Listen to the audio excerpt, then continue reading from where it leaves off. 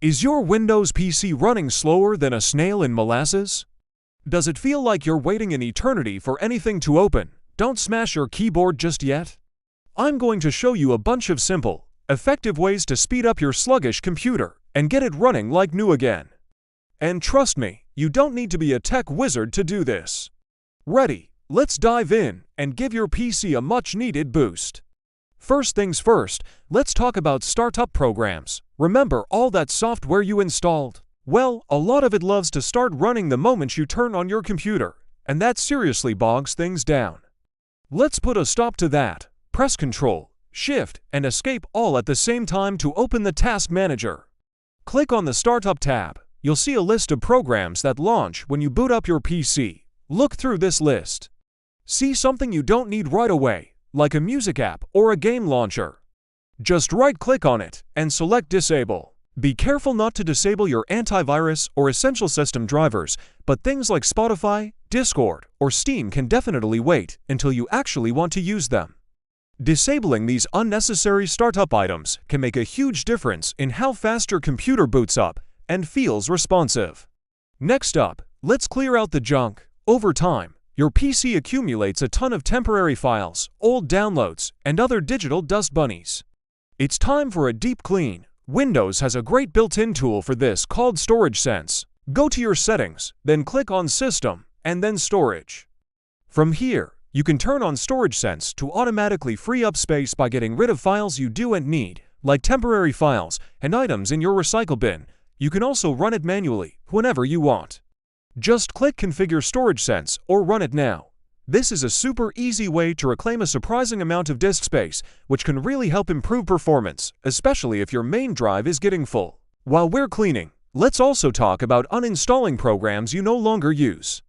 We're all guilty of installing an application for a one-time use and then completely forgetting about it. These programs just sit there, taking up space and potentially running background processes. Go to your settings, click on Apps, and then Apps and Features. Scroll through the list of installed programs.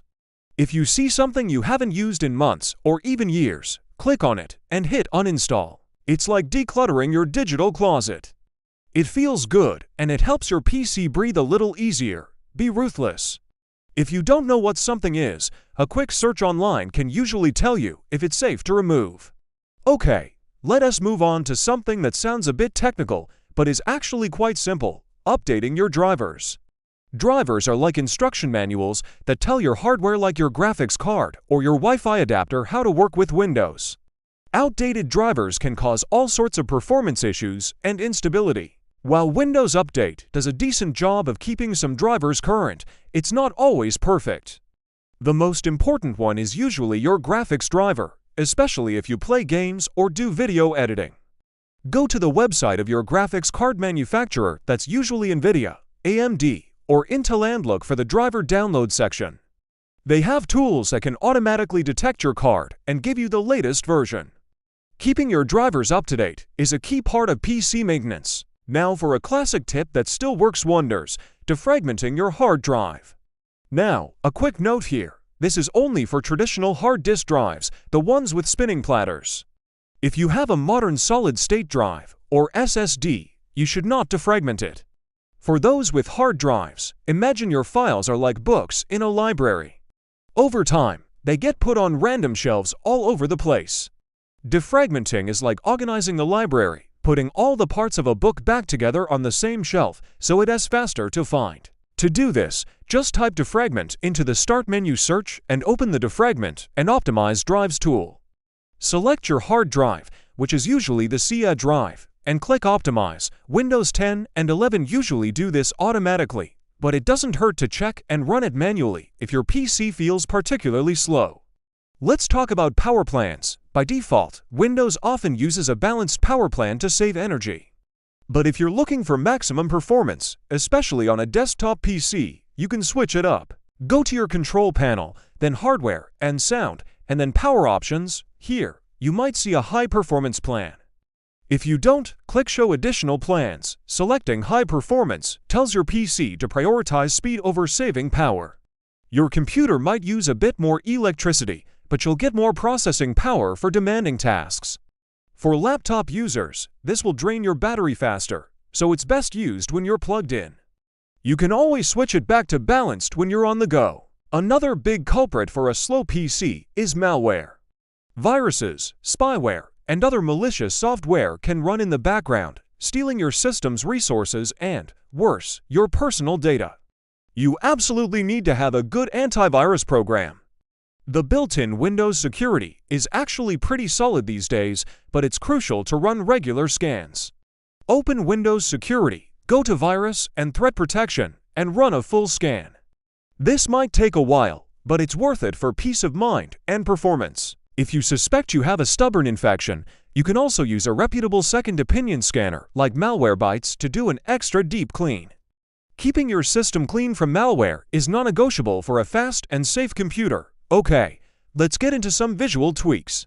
The fancy animations and transparent effects in Windows look nice, but they also use up system resources.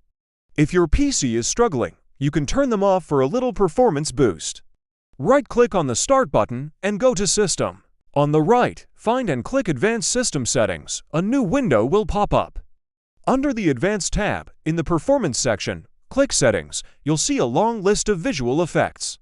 You can uncheck them one by one, or for the biggest impact, just select Adjust for best performance. This will make Windows look a bit more basic, but it can make the interface feel much snappier, especially on older hardware. If you've tried all these software tweaks and your PC is still slow, it might be time to consider a hardware upgrade. This sounds expensive, but a couple of key upgrades can make a world of difference. The single best upgrade you can make for an old computer is switching from a mechanical hard drive to a solid-state drive, or SSD. The difference is night and day. Your PC will boot up in seconds, and programs will launch almost instantly. They become much more affordable over the years. Another impactful upgrade is adding more RAM. If you have 4 GB of RAM, upgrading to 8 or even 16 can make multitasking much smoother. You'll be able to have more browser tabs and programs open at once without your computer slowing to a crawl. So, to recap, we've covered a whole range of fixes, from simple software cleanups to potential hardware upgrades. Start with the easy stuff. Disable startup programs, clean out junk files with storage sense, and uninstall old software. Then, make sure your drivers and Windows are up to date. Check your power plan, run a malware scan, and maybe even turn off some visual effects. If all else fails, look into upgrading to an SSD or adding more RAM. By going through these steps, you can breathe new life into your old PC and save yourself the frustration of dealing with a slow, unresponsive machine. I hope these tips help you get your Windows PC back up to speed. It really doesn't take much to make a big difference. If you found this video helpful, please give it a thumbs up and don't forget to subscribe for more tech tips and tricks. Let me know in the comments which tip helped you the most, or if you have any other great speed-up tricks to share. Thanks for watching, and I'll see you in the next one.